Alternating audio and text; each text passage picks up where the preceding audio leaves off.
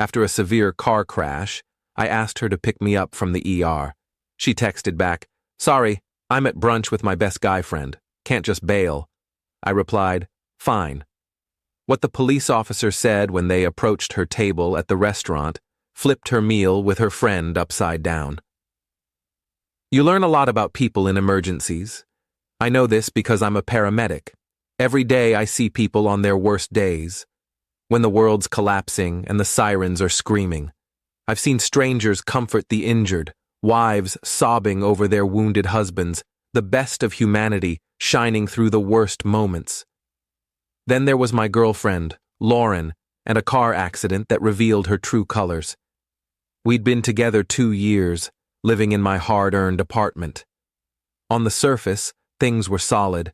She was lively, stunning, and the center of every party. I was the steady, reserved one. I thought we balanced each other, my calm, her spark.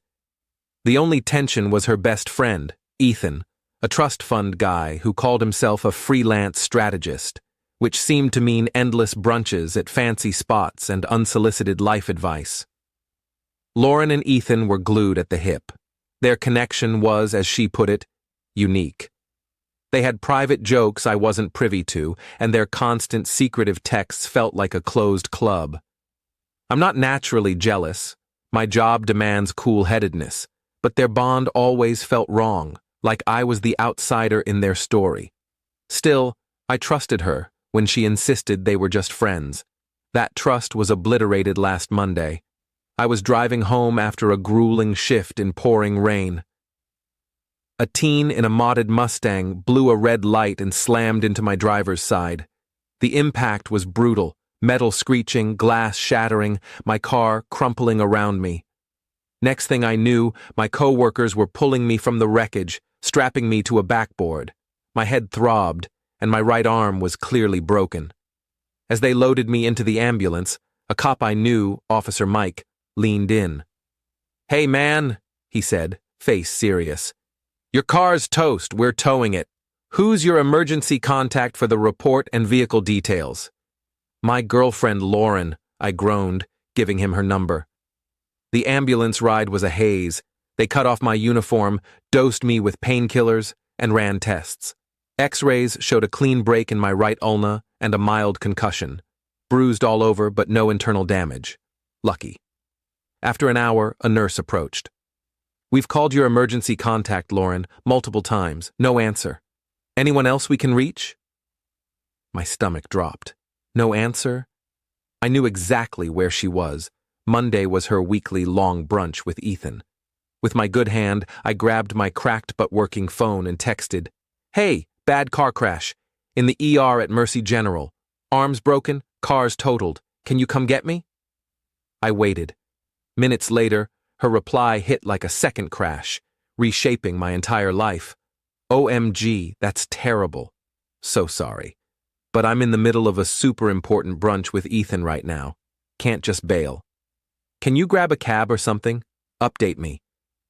I read it twice, a cold clarity cutting through the painkiller fog. She wasn't just brushing me off.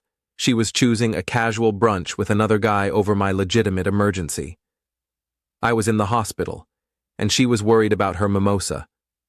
The foundation of our relationship collapsed into rubble. Thinking of Officer Mike and the need for official contact, a sharp-fitting plan formed. I screenshotted her text, then replied with one word, "Fine." I called Mike. "Hey, it's Nathan Cole. Thanks for the help at the scene. I know you're trying to reach Lauren. She's not picking up, but I know where she is. It's critical you notify her in person for the report. She's at the Silver Fork, downtown." Mike, a solid cop and friend, got it instantly. "Got it, Nathan," he said, a bite in his tone. "We'll send a unit to make direct contact. Focus on healing." I hung up, leaned back on the hospital bed, and pictured her super important brunch, about to get a reality check. Update 1. The hour in that ER bed was one of the most revealing of my life. The physical pain, dull throbbing in my arm and head, persisted, but the emotional hurt morphed into cold determination. Lauren's betrayal was so stark it burned away any sadness, leaving only focused resolve. My co-worker and friend, Jake, who'd been on the ambulance crew, checked on me. One look at my face, and he knew it wasn't just the injury. "What's wrong, man?" he asked. I showed him Lauren's text. His jaw tightened. "She picked brunch with that Ethan guy over this?" "She did," I said. "What's the move?" "Already made it. Sent the cops to her restaurant for an in-person notification." Jake stared, then let out a sharp whistle. "That's cold and genius."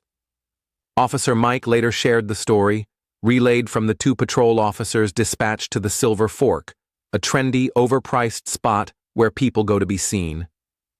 Lauren and Ethan were at a prime window table, giggling over a bottle of pricey, sparkling wine.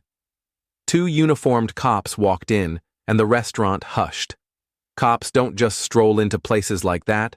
Diners stared, murmured. The officers moved deliberately through the room, stopping at Lauren and Ethan's table. One, a burly guy with a stern face, looked at Lauren. "Ma'am, are you Lauren Hayes?" he asked, voice clear enough for nearby tables to hear.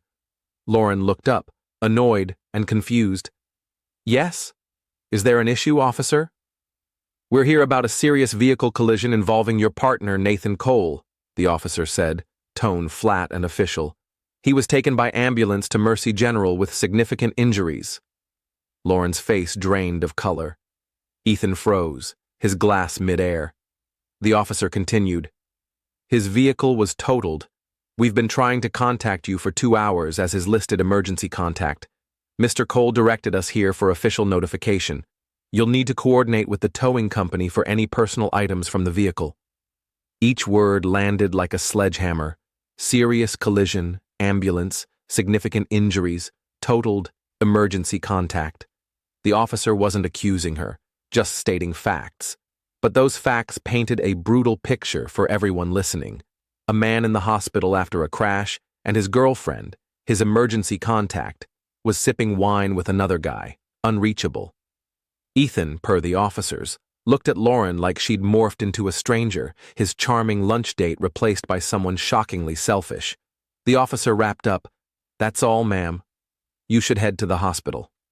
The cops left as calmly as they'd arrived, leaving silence, a table of untouched food, and Lauren's reputation in tatters. Her super important brunch was done. Update 2.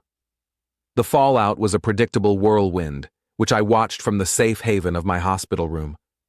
Discharged with my arm in a sling and prescriptions, my sister Emma picked me up. She'd always been my true emergency contact, and I'd called her after alerting the police. Her rage when I shared Lauren's text could have fueled a rocket. She took me to her place to recover. I wasn't stepping foot in my apartment until Lauren was gone. Lauren, predictably, blew up my phone. Frantic texts and calls. "Nathan, I'm heading to the hospital. So sorry." My phone was on silent. A weak lie. "Where are you? They said you're discharged. Why aren't you answering? I'm losing it. This is your fault. You sent cops to embarrass me." The shift from fake concern to blaming me was quick and telling. I didn't respond, just blocked her number. Ethan, it turned out, wanted no part of her drama. He messaged me on social media that night, blunt and to the point. "Hey Nathan, don't know you well, but I was with Lauren at brunch. Had no clue about your accident." After the cops left, I paid my share and bailed. Her dismissing something that serious? Not someone I want in my life. Sorry for any role I had in your relationship mess. Speedy recovery. Self-serving, sure, but it sealed my win. I hadn't just shamed her. I'd exposed her to the guy she was trying to charm. She lost her boyfriend and her best friend in one afternoon. With Emma's help, I executed the rest of my plan. She was my commander, organizing a moving company specializing in breakup cleanouts. She met them at my apartment the next day, overseeing the packing of every item Lauren owned, every dress, shoe, and book, into labeled boxes stacked in the living room. Then she called a locksmith to change the locks. Finally, she sent Lauren a formal email from a new address, subject, "Retrieval of personal items."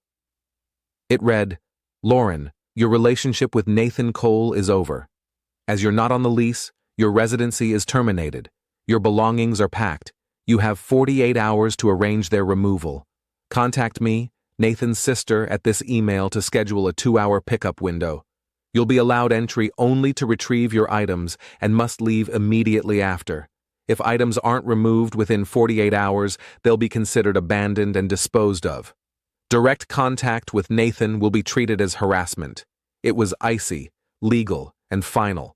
She'd abandoned me in a crisis. I was now detaching with the same cold efficiency.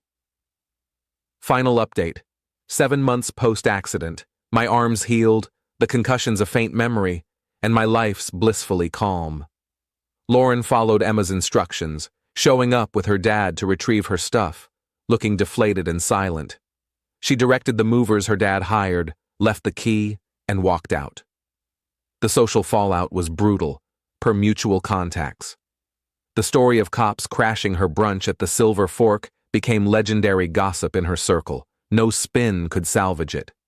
She was the woman who picked mimosas over her boyfriend in the ER.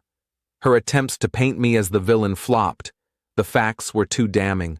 She lost most of her friends, not out of loyalty to me, but because they were mortified to be linked to her. A month ago, she sent a long, excuse-laden email claiming she'd panicked, wasn't thinking straight, and Ethan had pressured her. A textbook dodge of accountability. She ended by saying she missed our stable life and had learned her lesson. I didn't reply, just set a filter to trash her emails. Her lessons aren't my problem. My revenge wasn't the police or the public scene. That was just the spark. The real revenge was surgically removing her from my life. She treated me like a side note in her glamorous world, so I erased her from mine. I reclaimed the stability she took for granted. The sweetest part? Knowing I saw her truth and acted without hesitation. A relationship is a partnership. You show up when it matters. She didn't just fail. She torched the rule book and laughed. The look on her face when the cops approached her table was just the start. The empty apartment, the silent phone, the life she lost, those were the true consequences. She couldn't risk missing brunch for her best friend. In the end, I was the one healed, free of the toxic weight that was her.